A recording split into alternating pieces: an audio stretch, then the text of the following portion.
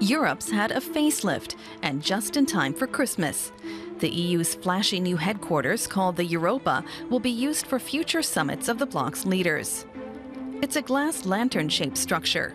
It's also transparent, like the EU is supposed to be, and is also intended to make the institution more inviting.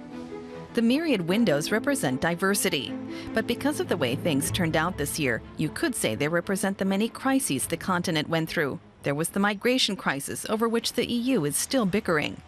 And Brexit forced Europe to look at itself as never before. And populist parties are gaining more and more voter support in many countries. So what do voters think of all this? What kind of EU do they want? And how worried are they? After university, they can't find something for them. They must go to work like a waitress, in restaurants and like a staff, small staff, and they can't find a good job to live. Even without refugees, there are too many of us in Europe. It's tough for them, but it's also tough for us. The interior of the new headquarters is very bright and colorful. But does that really reflect the mood of most Europeans?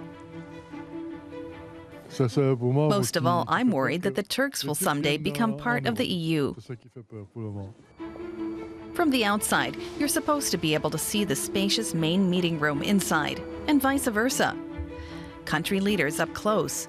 Or are these leaders actually going to be in a gilded cage? They should be more present and let people know more about what they do and how it actually impacts their lives.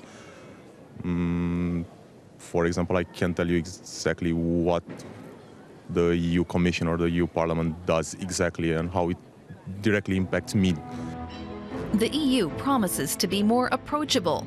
However, the problems it is facing are much tougher than the task of creating Christmas cheer with the new glass facade of this troubled organization.